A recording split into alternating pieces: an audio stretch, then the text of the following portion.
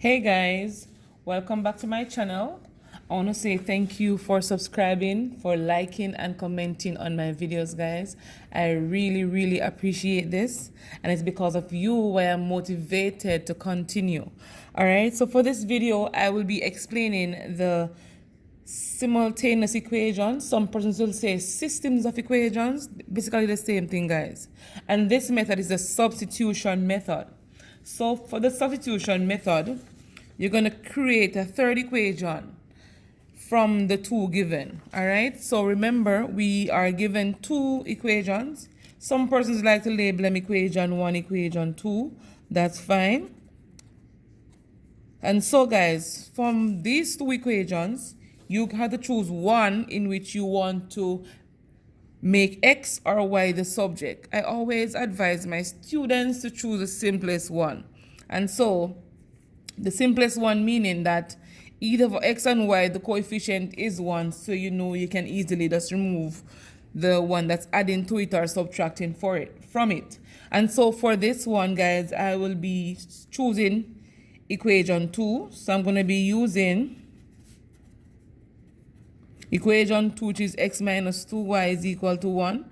And I'm going to solve for x. I'm going to make x the subject. All right, guys, and making x the subject, that's basically solving for x. So this 2y is being subtracted from the x, and so I'm going to add 2y to both sides. We're going to have x, I'm going to rewrite it, guys, minus 1 is equal to, so I'm going to add 2y to both sides.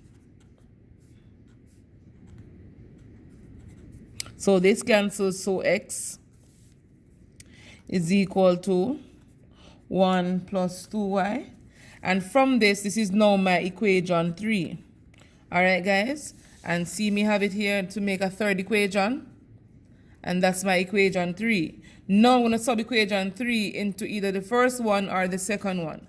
So what you need to know is that the one you use to create equation 3, you cannot use it to substitute into it. So you got to put it in the other one you did not use. And so I'm going to sub x equal 1 plus 2y into 2x plus y equals 7. That means in this equation, anywhere I see x, I am going to replace it with this right here. And that's very important, guys, and practically simple. So it's 1 plus 2y plus y is equal to 7. Having this, guys, I'm going to be removing the brackets. So I'm going to distribute the 2 to whatever is inside the bracket. It's going to get 2 times 1 is 2. 2 times 2y is a positive 4y. Plus y is equal to 7. And from here, guys, we're going to be grouping like terms and simplifying. So 4y plus y says 2 plus 5y is equal to 7. Having this 7, I am going to simplify by subtracting 2 from both sides. So it's 5y is equal to 7, subtract 2. And then we simplify. Let's go. Divide by 5 on both sides because they are multiplying. And you simplify this aspect, so cancel. So y is equal to 1. So y is equal to 1. So y being equal to 1, guys, we're going to substitute this one into either equation 1, 2, or 3. All right, guys, so again, I always go for the simplest one. So I'm going to sub y equal 1 into equation 3. And equation 3 is x is equal to 1 plus 2y. And so in this equation, anywhere I see y, I'm going to put 1. So it's x is equal to 1 plus 2 times 1, which is equal to 1 plus 2 to give us 3. So x is equal to 3. And guys, we always check. So the solution, x equal 3 and y is equal to 1. So this is telling us that when x is equal to 3 and y equal to 1, it proves true for these two given equations. And for us to do that, guys, to know if it is true, we always check to see if it is true. So the answer we get, 3 and 1, we're going to replace it into these two, and it should balance. And when I say balance, I mean the left-hand side must be equal to the right-hand side. And this basic simplifying integer right here. So if you don't know how to do that, you can go and check out another video I have on simplifying integers, and it's pretty simple, guys. So it's 3 minus 2 times 1 is equal to 1.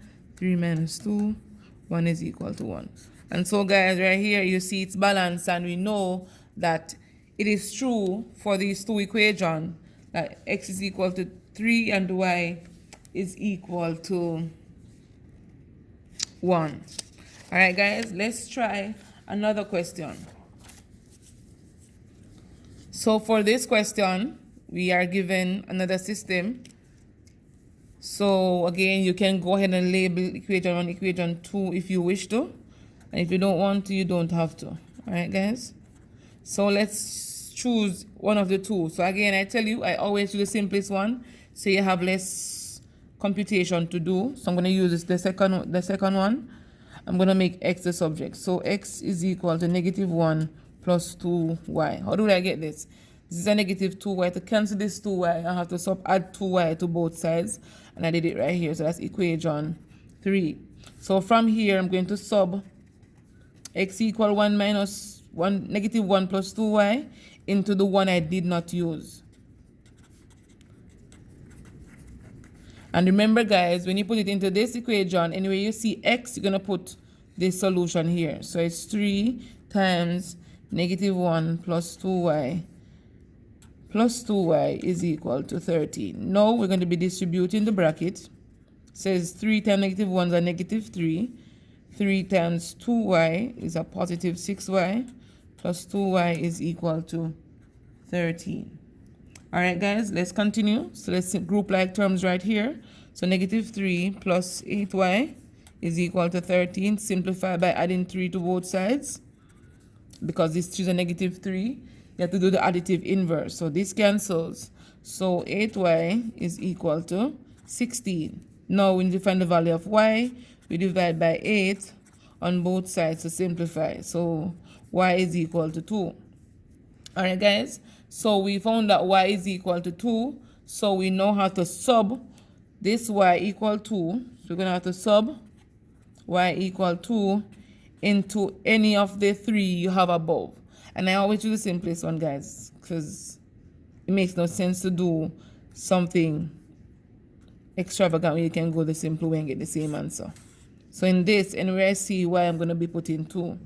So x is equal to negative 1 plus 2 times 2 is equal to negative 1 plus 4.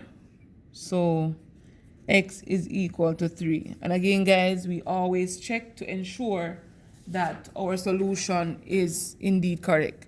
And so we found that, where's the other thing? We found that y is equal to 2 and x is equal to 3. So we're going to check to see if our answer is correct.